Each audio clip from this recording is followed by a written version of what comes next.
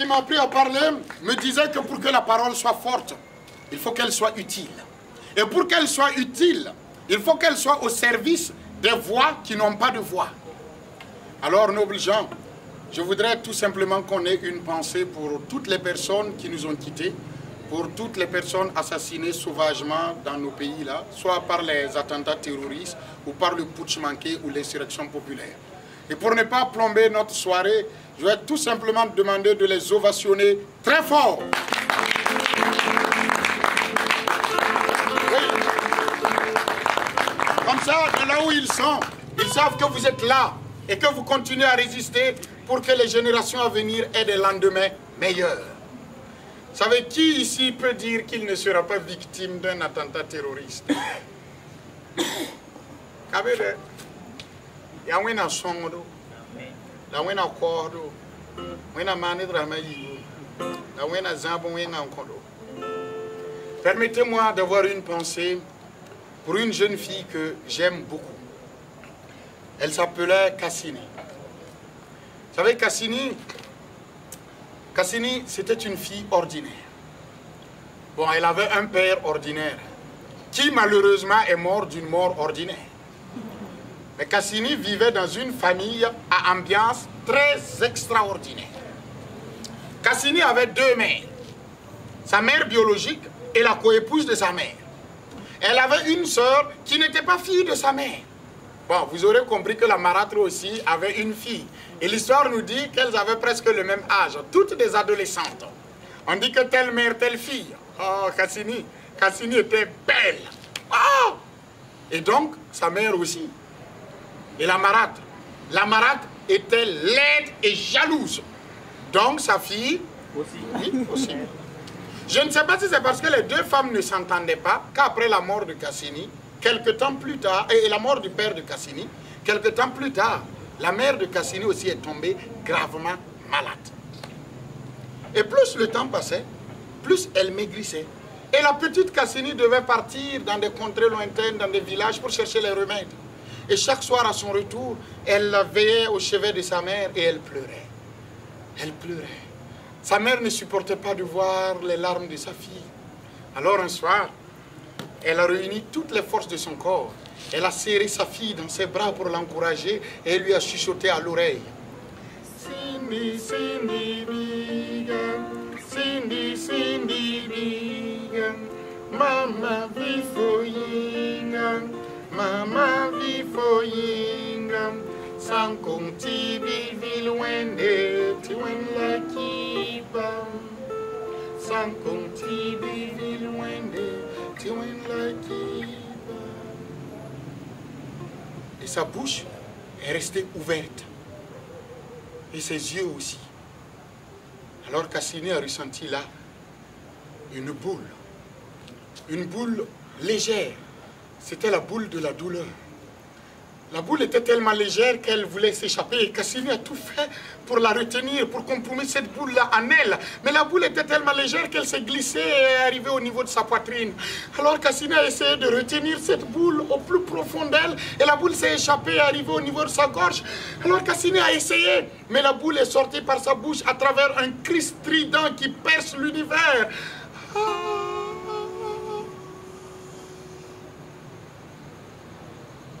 L'histoire raconte que le cri que Cassini venait de pousser a troublé tout l'univers. Les étoiles ont frémi et elles se sont retrouvées autour de la lune et ensemble, elles ont dit Cindy, Cindy, biga, Cindy, Cindy, biga, Mama vifoyinga, Mama vifoyinga. Sans compter bivilwende, tiwen la kiba. Sans compter bivilwende, tiwen la kiba. Mais l'histoire nous dit que le cri de Cassini venait de marquer le début de ses souffrances. Après l'enterrement de sa mère, n'importe où vous vous trouvez dans ce village, vous pouvez toujours entendre la voix de la marâtre dire « Hey Cassini, est-ce que tu as balayé la maison? Cassini, je t'ai pas dit de laver les plats? Ouais Cassini, wap, wap. Cassini par-ci, Cassini par-là, Cassini du matin au soir. Elle se réveillait la première, dès les premiers chants du coq, et elle s'endormait la dernière, après avoir mangé les restes. Et on l'enfermait dans l'enclos des animaux. Alors quand Cassini se retrouvait là la nuit, elle regardait la lune, témoin d'injustice, témoin de violence, et de grosses gouttes de larmes coulaient sur ses joues. Et la lune lui disait: Cindy, Cindy, biga, Cindy, Cindy, biga, mama vifoyinga, mama vifoyinga, sans compter bibi loin de tiwen la kiba, sans compter bibi loin de tiwen la kiba. Alors, le temps a passé. Arrivent les moments des réjouissances. Vous savez, dans nos villages, après les saisons pluvieuses, c'est le moment des grandes réjouissances. C'est le temps des récoltes. C'est le temps où on fait les comptes au clair de lune. Mais c'est aussi le temps où on choisit les plus belles filles. On fait des concours de beauté. Ah, on fait des jeux. Et ce sont de ces jeux-là que les gens se sont inspirés pour inventer les Miss Burkina, les Miss Afrique, les Miss Port-Bédré, les Miss Bim Bim, quoi. Alors, cette année-là, ils ont décidé aussi d'organiser leur Miss et de choisir la plus belle fille parmi les adolescentes. Bon, Cassini voulait faire partie. Et elle entendait ça jouer la musique déjà sur la place du village. Mais depuis la mort de sa mère, elle n'avait plus eu de nouveaux habits. Elle était vêtue de haillons. Alors elle s'est dit, bon, je vais regarder dans les affaires de maman. Et quand elle a fouillé, elle a vu une robe. Oh, une robe qui était belle. Elle s'est dit, bon, c'est un peu plus grand que moi, mais c'est pas grave. Elle a porté cette robe qui traînait un peu au sol. Et en cachette, elle a tracé, comme un éclair. Elle a traversé tout le village et elle s'est retrouvée sur la place. Et dès qu'elle est rentrée dans la place, silence. Tout le monde s'est tu, tellement elle était belle. Ah! Il y a peut-être nous aussi. Merci là-bas. Seul le griot qui avait le cœur assez solide, qui pouvait résister aux grandes secousses, qui a pu briser le silence pour dire: Hé Cassini! Aïe Cassini! Tu es vraiment la plus belle fille du village. C'est parce que tu n'étais même pas là qu'on se fatiguait pour faire concours de beauté. Aïe! Avec toi là, qui peut venir encore dire qu'elle est plus belle? Oh! Cassini, regardez sa robe même. Oh, d'ailleurs même tu as la plus belle robe au monde. Vous savez que si toutes les filles du village étaient là, c'est que la fille de la marâtre aussi était là. Et vous savez qu'elle est laide et jalouse, comme sa mère. Mais vous savez, la jalousie, c'est aussi une boule. Mais bon, elle, ce n'est pas une boule légère comme la boule de la douleur. C'est une boule lourde. Et elle ressentait la boule de la jalousie ici. Et tout d'un coup, la boule est descendue avec toute sa lourdeur. Et la boule a pris ses pieds. Et elle a fait le Zaquin. Sur la place là quoi. Tout le monde est en train de dire que c'est Cassini la plus belle fille du village. Que d'ailleurs même, elle a la plus belle robe du monde. Moi je veux sa robe là. Hein? Va m'appeler Cassini. Tu comprends et Cassini a m'abonné. Cassini très obéissante. Elle vient répondre. Sa marâtre la bastonne. Elle retire la robe de force qu'elle donne à sa fille. Et on l'enferme dans l'enclos avec les moutons. Cassini regarde la lune. Des grosses gouttes de larmes coulent. Et la lune serre les dents pour lui dire: Cindy, Cindy, Mama vifoyinga, Mama vifoyinga, sans compter vivi loin de tiwen la kiba, sans compter vivi loin de tiwen la kiba. Le lendemain, Cassini ne voulait plus risquer les habits de sa mère. Elle entendait la musique au loin. Elle a regardé dans les affaires de sa mère et elle a vu des bracelets et puis des bijoux. Elle a pris, elle a porté. Et comme un éclair, trash, elle a traversé tout le village. Et en un clin d'œil, elle se retrouvait sur la place. Et dès qu'elle est rentrée dans la place, ah oui, tellement elle était belle. Et seul le griot qui avait le cœur solide a pu briser le silence en disant « Hé Cassini, tu es vraiment la plus belle fille au monde. Ah, même sans la robe. Hé Cassini, regardez ces bijoux, ces bracelets. Tu as les plus beaux bracelets, les plus beaux bijoux au monde. » Et la fille de la marâtre était, la boule de la jalousie a fait, a ramassé ses pieds. Et elle a fait,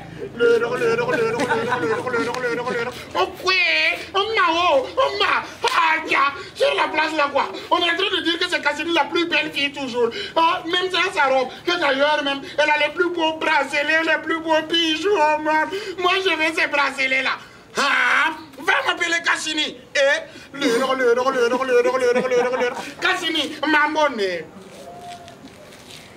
Obéissante, Cassini va répondre. Sa marâtre la bastonne. Elle retire tout, donne à sa fille. Elle l'enferme dans l'enclos. Et vous savez que Cassini va pleurer. Vous savez que la lune va chanter. Vous savez qu'elle va s'endormir et que le temps va passer. Alors le troisième jour, Cassini ne voulait plus rien risquer de sa mère. Elle ne voulait plus participer. Elle s'est dit, bon, de toute façon, je n'avais même pas fini les autres jours. Mais elle entendait la musique. Oh, et la musique, ça lui pénétrait, ça lui parlait dans l'âme. Vous savez, la musique, c'est très fort. Ça vous parle souvent, ça touche votre âme. Et entre-temps, elle ne pouvait plus résister. Elle s'est dit, je m'en fous d'être belle. Je veux tout simplement être heureuse. Je peux tout simplement danser aussi avec les autres filles de mon âge. Alors je vais juste aller pour danser. Et la voilà, trash, comme un éclair. Elle a traversé le village. Et en un clin d'œil, elle se retrouvait sur la place. Et dès qu'elle est rentrée dans la place... Oui, et dans le silence, Cassini a dansé. Dans le silence, elle a commencé à sauter, à se trémousser, à tournoyer, à inventer la joie. Parce que la joie, c'est un état d'esprit. Et petit à petit, elle a communiqué sa joie. Et toute l'assistance est mise à l'applaudir. Et le griot de dire, hé Cassini, tu es vraiment la plus belle fille du village. Tu es la plus belle fille du monde. Même sans la robe, même sans les bracelets et les bijoux. D'ailleurs même, tu as le plus beau nombril au monde.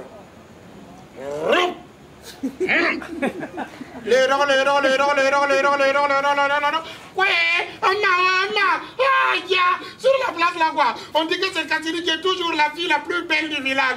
Même sans sa robe et ses bracelets là. Que d'ailleurs même, elle a le plus beau nombril au monde. Moi je veux son nombril là.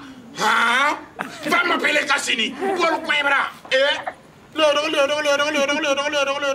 Cassini, on m'a abonné. Cassini va répondre. La marâtre tenait là un couteau. Alors, à l'aide de sa fille, elles ont terrassé Cassini. Et de force, elles lui ont enlevé le nombril. Du sang a coulé. Beaucoup de sang. Cassini avait très mal. Elle a essayé de crier. Mais sa bouche est restée ouverte. Et ses yeux aussi. Comme ceux de sa mère. Alors cette nuit-là, la lune n'a pas chanté. Les étoiles non plus. Cette nuit-là, il y a eu un silence. Un silence terrible qui a troublé tout le village. Vous savez, c'est le silence que vous entendez quand vous voyez des actes d'injustice et que vous n'osez pas dénoncer. Quelque part derrière là, dans votre conscience, ce silence-là vous parle, ça tape.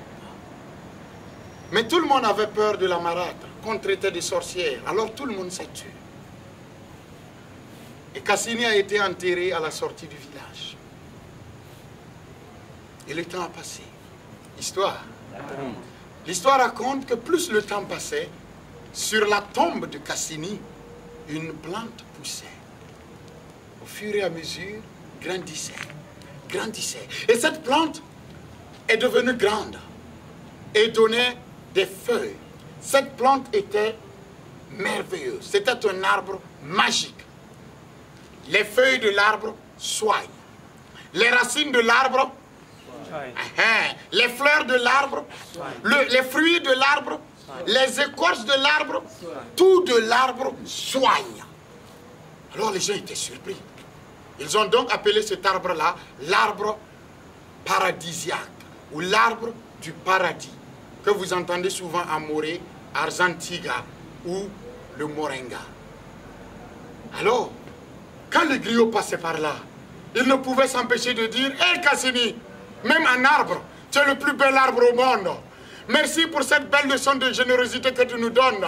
Ah, malgré tout le mal qu'on t'a fait, tu nous donnes encore des fruits, des feuilles qui nous guérissent, qui nous soignent. Merci pour cette leçon d'amour et de pardon. » La Marâtre ne pouvait pas supporter d'entendre toujours ça. « Cassini, même un arbre, tu es le plus bel arbre au monde. » Alors un matin, elle a appelé sa fille. Elles ont pris des pioches, des haches. Elles sont arrivées sur la tombe. Elles ont creusé aussi profondément qu'elles pouvaient. Et elles ont arraché l'arbre. Elles ont jeté au loin. L'histoire raconte que du trou a jailli de l'eau. Ah, cette eau était comme une fontaine, formée des courbes, dessinée, des couleurs. Cette eau était très belle. Et toute l'assistance qui assistait à ça ne pouvait qu'applaudir et de dire « Hé Cassini, même à nous, tu seras la plus belle source au monde.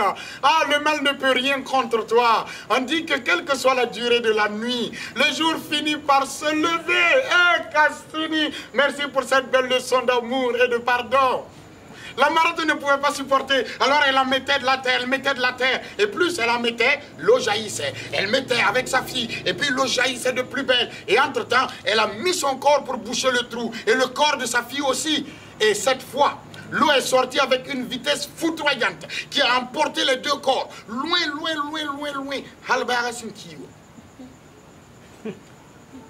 Alors elles se sont noyées dans cette eau-là. L'histoire raconte que partout où cette eau est passée, il y a eu des plantes qui ont poussé. D'autres types de moringa, des argenticées. Donc, moi je vous dis tout simplement, quand vous allez voir cet arbre quelque part, ayez une petite pensée pour Cassini et rappelez-vous de ce qu'elle veut nous partager, ce qu'elle veut partager avec nous, l'amour et le pardon. Et puis, cette eau, au loin, a formé une source. Et si vous passez près de cette source, tendez bien l'oreille, vous allez entendre ceci.